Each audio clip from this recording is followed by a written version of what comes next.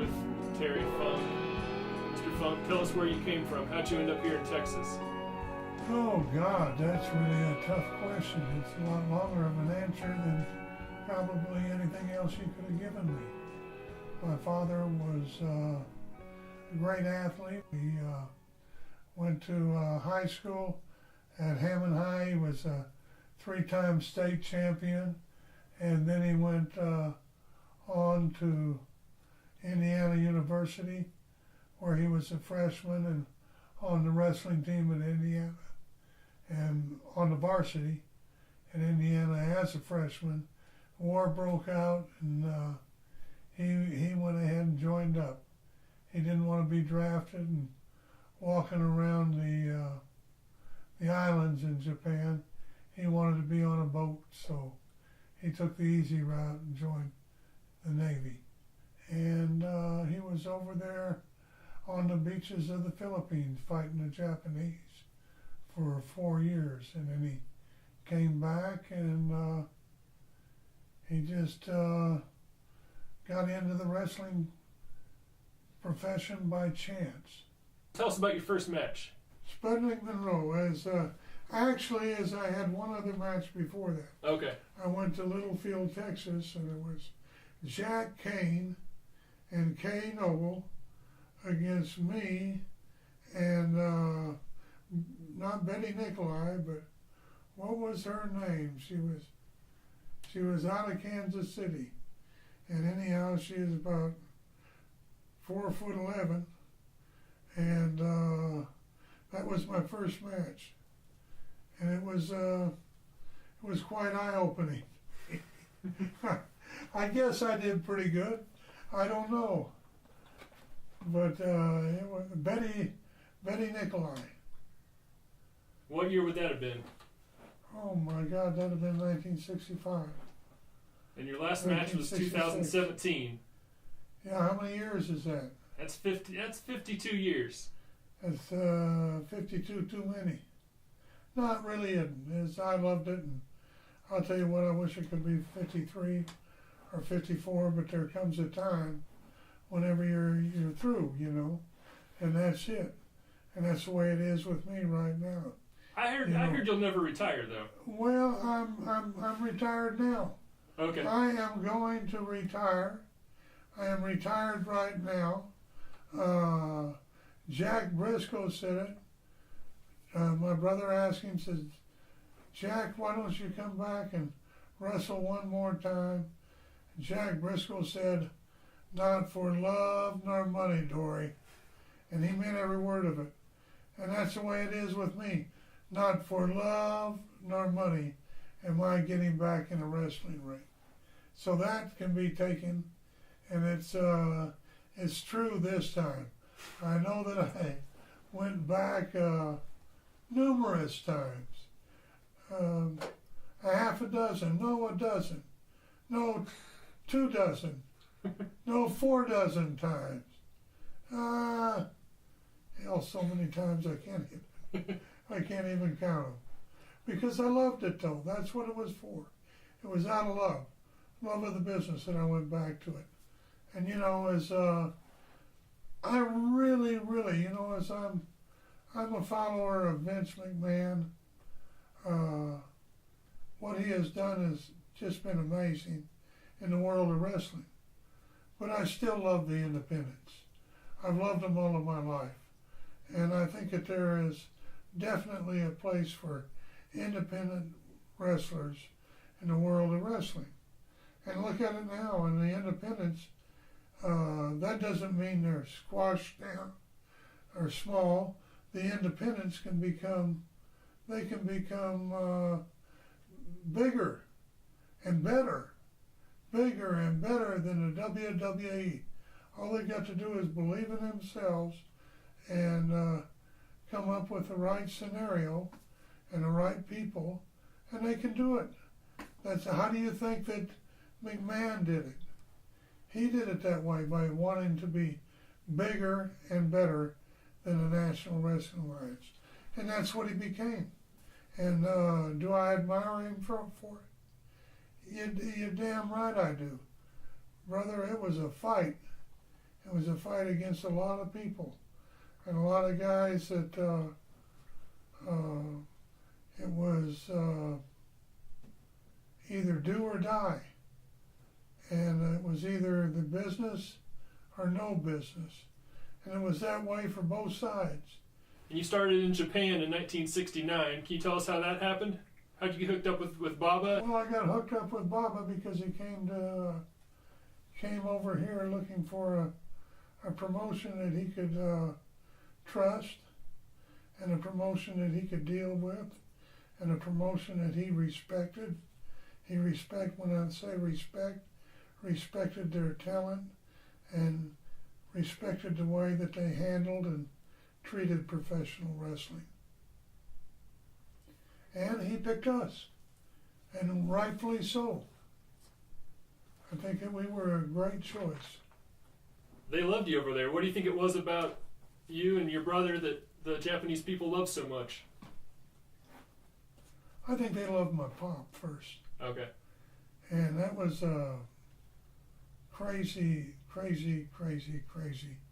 time whenever he first went over there.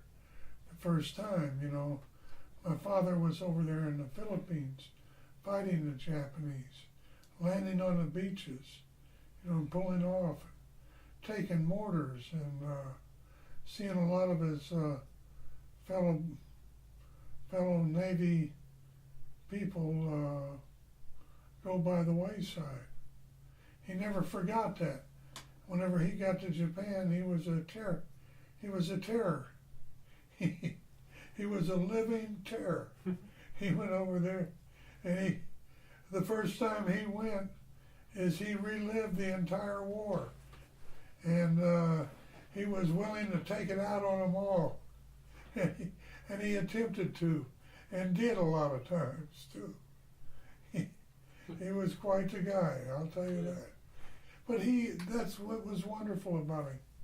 He could change, and he accepted. As time went along, he accepted those people over there.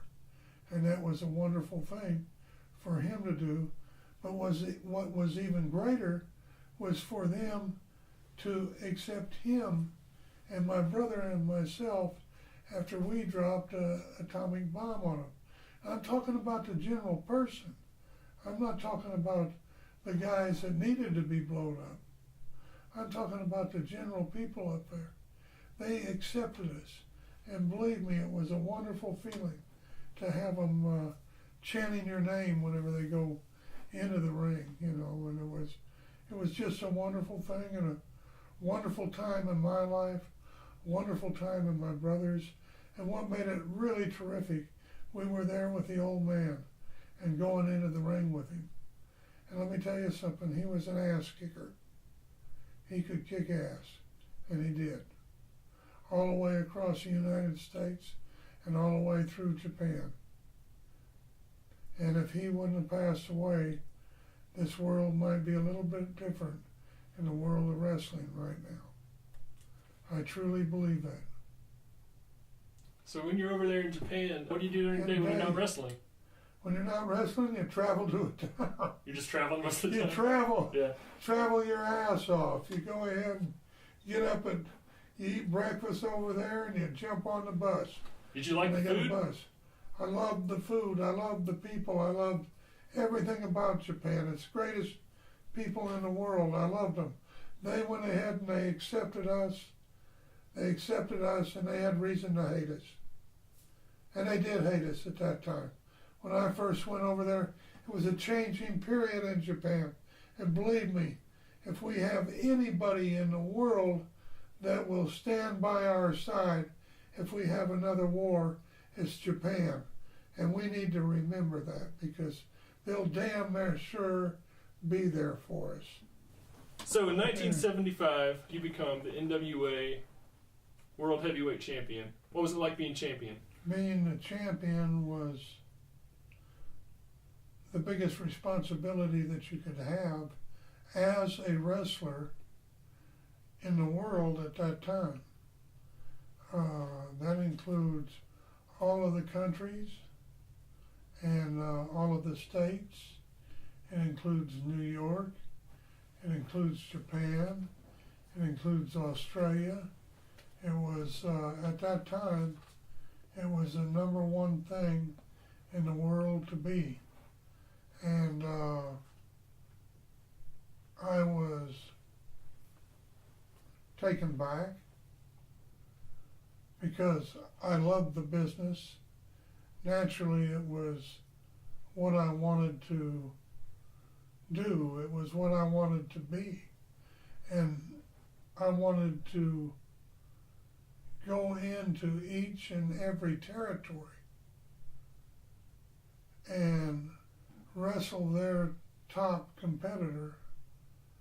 And after I finished wrestling that competitor and I didn't lose the champion, they could come back the next week and draw just as many people, if not more, than what they had that night. That was my desire to do that, is to have it be better the week after I was there than the week I was there as champion. That is the duty of a true world's champion, is to make your opponent. And I tried my very best to make my opponents. And hopefully I did, and I think I did. Wrestled a lot of crazy guys, wrestled a lot of great athletes, wrestled all of the top ones in the world at that time, and was willing to go out there, and if some asshole thought he was a better wrestler than me and wanted to jump in the ring, well, I'll kick your ass. If somebody thought they were a better wrestler on the mat and invited me to go to the mat with them, I didn't give a shit who it was. I got on the mat with them. And I've never been afraid of anybody. And I never will be.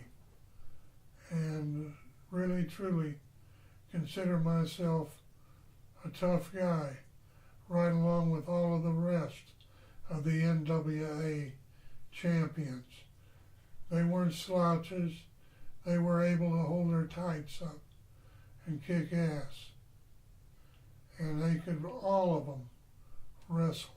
So going back, you went to West Texas State, which is where a bunch of a crazy amount of great wrestlers came from, that area. Crazy amount. There's Dusty Rhodes, Bruiser Brody, Stan Hansen, Tito Santana, right? Yep. DiBiase. Right. Who am I missing? Bobby Duncan. Bobby Duncan. So that small area, some of the best of all time. Tell us about your role in some of those. Like, how did you help Dusty get in the business, or he tried to get hooked up with Amarillo, right? Dusty tried to get in Amarillo. We wouldn't let him in. We wouldn't let him in the business. So he went up to Boston, I think it was. Some idiot promoter up there. Dusty said, I'd sure like to wrestle for you. And he said, have you wrestled before? And Dusty said, yes, sir. I wrestled down there in Amarillo, Texas. And the guy said, well, all right. They put out a lot of good wrestlers down there. So Dusty got in the ring and wrestled this guy that night because one of the guys was hurt. One of the other wrestlers was hurt. So Dusty got to be a standby wrestler on a match. And he got in the ring, and after the match was over with, the guy came back to the dressing room. He says, not Dusty, but the other guy. He said, hey, boss, he said to the promoter. The promoter says, yeah. He says, I don't think this guy's smart. You mean smart in general or smart to the business? Smart to the business. Or both? Both. Both. He meant both. I love Dusty though. He was a phenomenal character. And the list was real. So he just took that lisp and he made it perform for himself. He and I took a lot of miles together and rode a lot of back roads. So you ended up wrestling with him a lot in Florida too, right? Yeah, that asshole, I beat him up a lot. That's right. Was there The ever American Dream. The American Dream. Yeah, I used to wrestle him. We wrestled in, Miami, everywhere down there. Everywhere we wrestled. 10, 12,000, 15, 17,000 people. You know, Jacksonville, Tampa, Miami Beach, all of those places. And you know, whenever I was champion, sold them out all the time too. And plus, my brother wrestled down there for years too as champion, and just did a phenomenal business. And I need to mention that guy too, because I'll tell you what, he was one of the truly great champions. My brother was one of the truly great wrestling champions that he did his best to make his opponent and the arena draw as much or more money the following week as it did the week that he was there as champion. And that's what I did too. And that's what, you know, and that's what Jack Briscoe did. That's what Ric Flair did. That's what Harley Race did. And Harley, God Almighty, he forfeited his ability to get around easily for the world of professional wrestling. It's a hell of a price. And to give it knowingly. So when you're wrestling back then, the fans, they actually hate you. You've been stabbed a couple times by fans. Is that true? Absolutely. Stabbed in the neck one time. In the neck? In the back of the neck? Side of the neck, just missed carotid. Guy threw a knife, and fortunately it was a knife with a blade about an inch and a half long. And I don't know where he threw it from or what, but anyhow, as it came up in there, it stuck right in my neck, you know. And I was wrestling Wahoo McDaniels up in Jacksonville, Florida, is where it was. And I said, "Looky there, Wahoo." I said, he was outside of the ring, and I screamed at him, "Hey, Wahoo, look at that.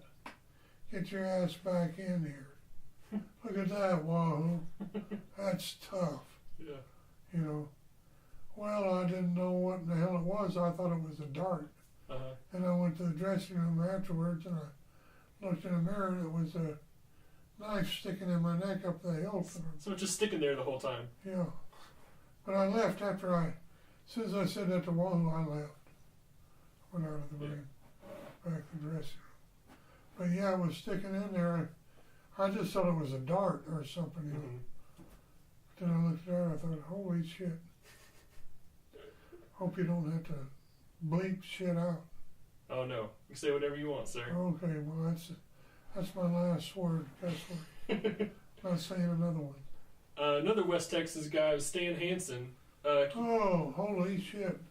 How was he to work with? I said I wasn't going to say that again, but Stan Hansen. Well, he That's probably why I knocked you with said some hard lariats. Oh, geez, what a horrible, painful guy he was to work with. You talk about brutal. Oh my God, Stan the Man Hansen. He was something else, I'll tell you that for sure. He was an amazing individual, and a tough guy, and a good guy.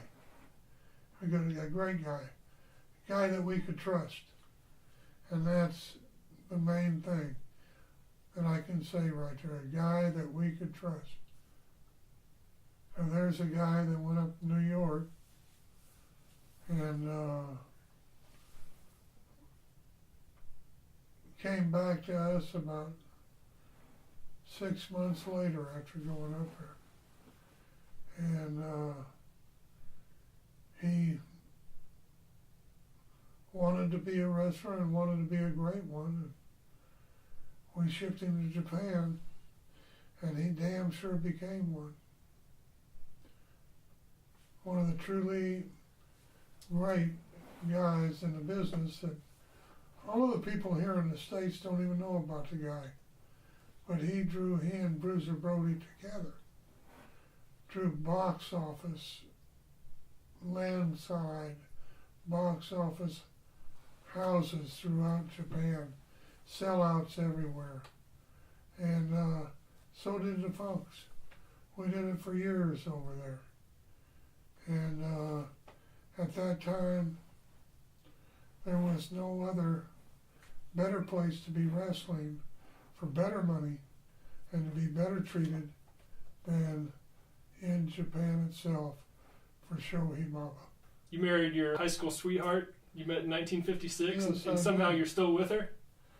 What do you mean somehow I'm still with I mean, her? it's a rarity, especially in the wrestling world. It is, and I'll tell you what, she's the best thing that ever happened to me, and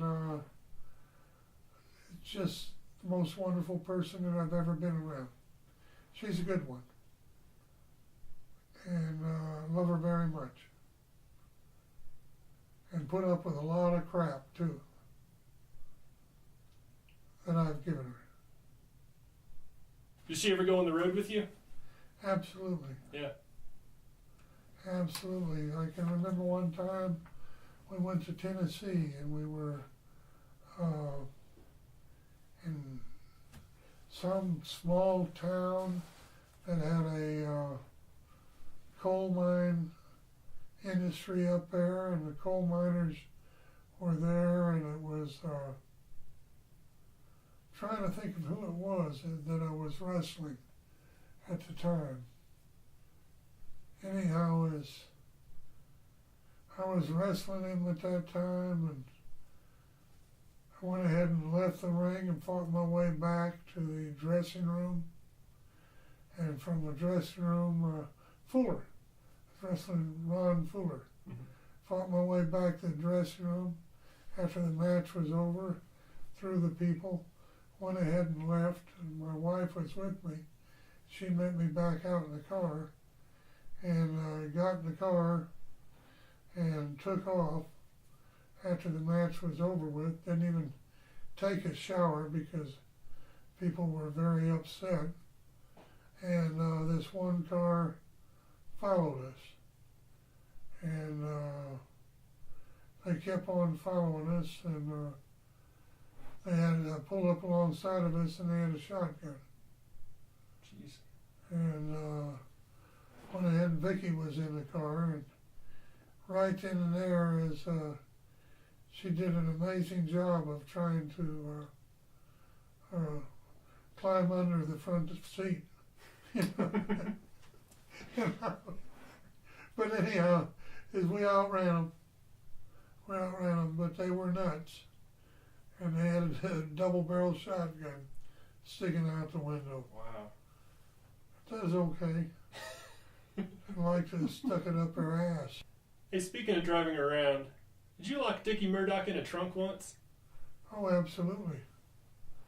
Absolutely locked him in the trunk. I said, this will really be funny, Dick, if you get in the trunk. I said, I'll let you in. Whenever I honk the horn, you open it up. You know, but he was in but I shut the trunk all the way. He couldn't get out of it. So that was a good thing for him, wasn't it? Yeah. He kind of made himself at home. You know, I didn't put him back here without any beer. He had all the beer he wanted to drink. You know? Oh, he was fine then. Yeah, he was. He came out of there quite happy. You've wrestled in some crazy places. You wrestled like in a river once, maybe a barn. You got kicked in the head by a horse with Candido. Absolutely. Yeah, that was a long time ago. Yeah. Yeah, that was WWE got kicked in the head with a horse. with Candido. We were outside. Then wrestled one of them up in New York. It was, I don't know, out by the water, Stan Hansen. And I wound up, both of us about drowning. So you're wrestling in the water? Well, it was along the water that we were on a pier. Okay. And somehow we got in the water and wasn't too good of a deal. Quite dangerous. Hey, what's the story with some guy beating up his wife? Chris Taylor had to step in. Yeah, I went ahead and went up to the guy and said, "What the hell are you doing?" Yeah. And that's whenever he went ahead and pulled out a gun.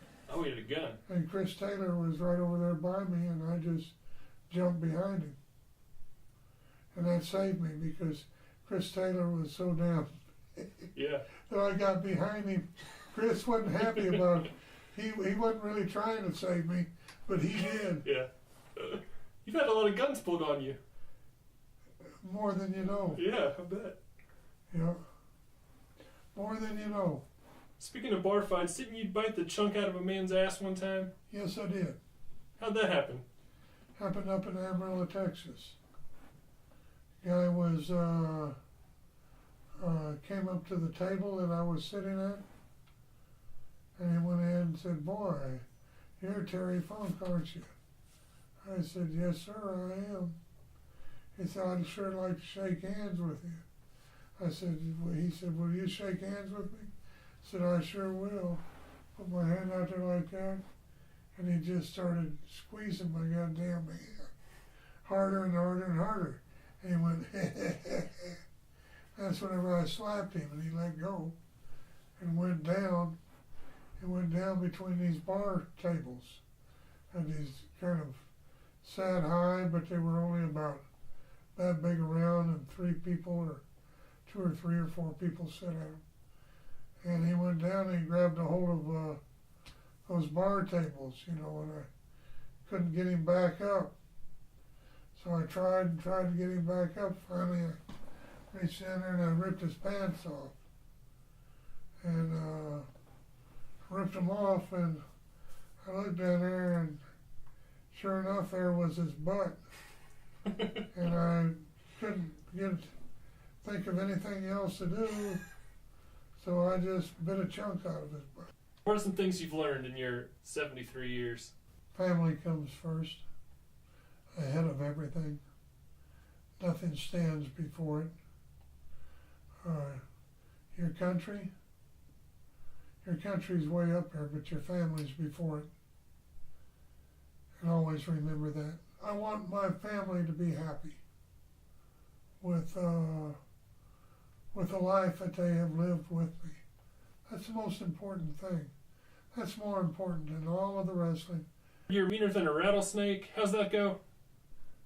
Meaner than a rattlesnake. Tougher than shoe leather. More dangerous than a hollow-eyed scorpion. Middle-aged and crazy like a fox. A fox in a henhouse with a feather sticking out his butt. But he's pretty. Do you have some favorite matches, opponents, when you look back? Of course I have favorite matches. I have every match I was in a tag team with my brother. Mm-hmm. Every match I was in a tag team with my father. In there in 6 mans with him. Every title match that I had around the country and around the world. I have so many favorite matches from Japan and Foley, Race, Bret Hart, Ted DiBiase, is just so many guys that Stan Hansen. What a match we had with him and Brody over there in Japan, Mm-hmm. And those were part of the classics. Andre, I loved my match with him. In Japan? I wrestled him here in Amarillo too. Oh, you did? Okay. Yeah.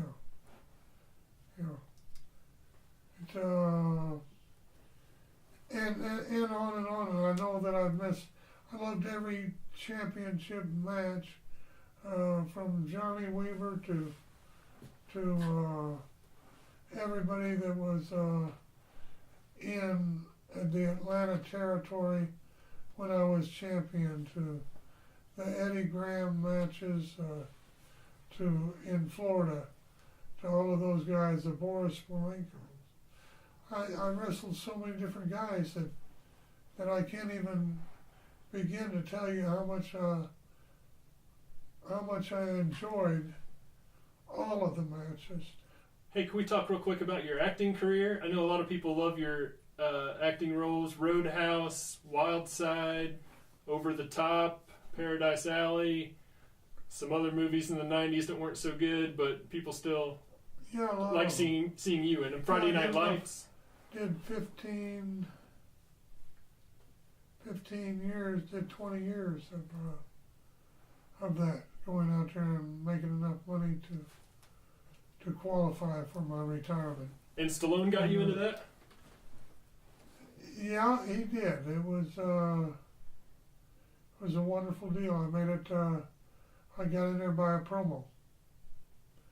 Shipped him a promo, and he watched it for some reason, and he liked it. You know, and I said, "Sly, you overbearing, obnoxious, egg-sucking dog, you fool," you know, and called him all of these different terrible things. And he loved it. And it's just very fortunate it was Sly. Yeah. And I loved him. I loved him all of my life. A great guy. Great. He's the one that broke me in. He's the one that said, "Come on, Terry. I'm going to use you in this movie as a lead in the movie." I mean, how many people would have taken a chance at that? You know? Yeah. And he did that with me, and I love him to this day for it. You know. And another guy I really liked out there was Tom Green, who put me in there and starring in Wild Side. That was after, you know, and Sly put me in, I don't know, 4, 5, 6, 7 movies. But Tom Green did the same thing. He put me in some great series with Meg Ryan. My God, you know, was in there with Meg Ryan, Howard Rollins, you know, and William Smith, Bill Smith. Mm-hmm. What a great guy he was.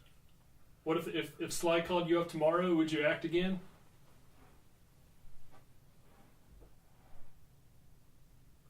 Yeah, I would definitely, if it was him, for something that he wanted to do, I would do it out of as a favor to him. If anybody would call me and ask me if I wanted to do something more, you know, I've got my retirement in, I've got everything else, I'm here at home. But yeah, I love it. I love the business. It's like the wrestling business.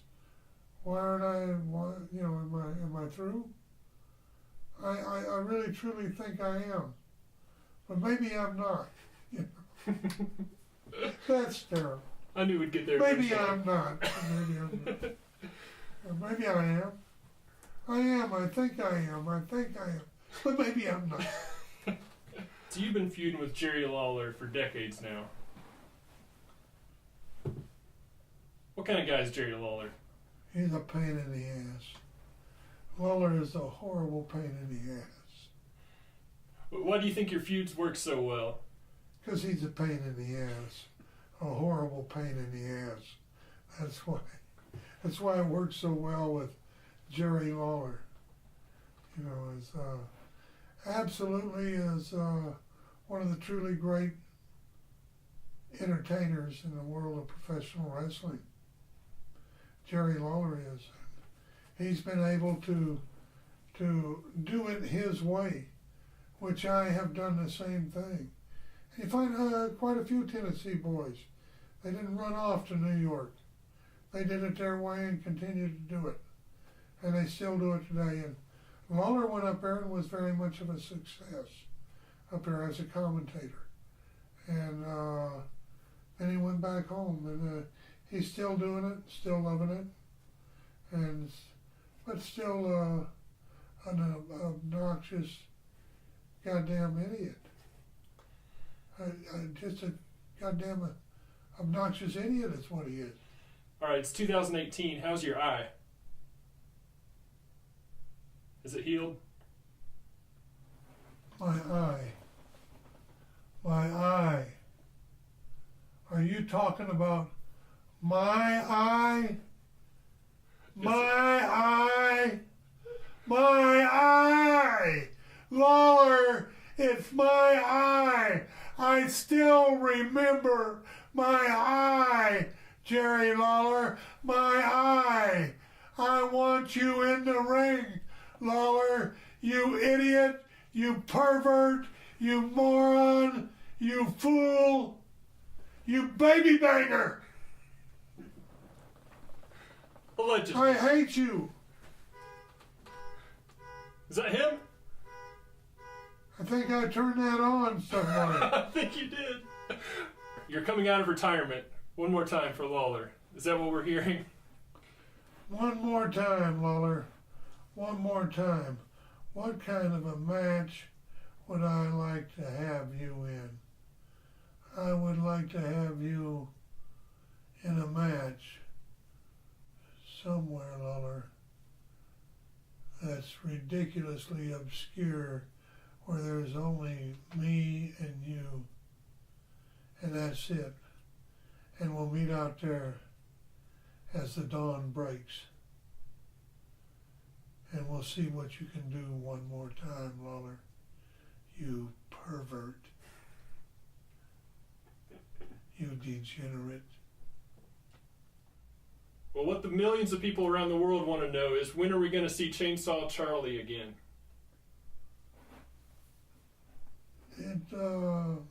I don't know where he's hiding. Is he in a box? He might be. In storage? I don't know where Chainsaw is. Chainsaw is out there, though. Chainsaw may not come back around. Somebody else might. Oh, really? Yeah. Doctor knows it all? Yeah. How did you know that? Because don't tell me you know it all. Doctor knows it all told me. Oh. All right. That's Dr. Knows It All is. Yeah. Can you tell us about that character? Huh? Can you tell us about Doctor Knows It All? I can't even remember Dr. Knows It All. How many matches did he have? Dr. Knows It All? Yeah. Well, you'd have to ask him because he knows it all. I don't. All right. Last time you left WWF, you had to leave because your horse was sick. We were just checking in on the horse. How's the horse doing? The horse is dead, young. I told you the horse is dead. The horse died. The horse is no longer with us. The horse is dead. Can you understand me? That's the last time I'm telling you. The damn horse is dead. The horse is dead.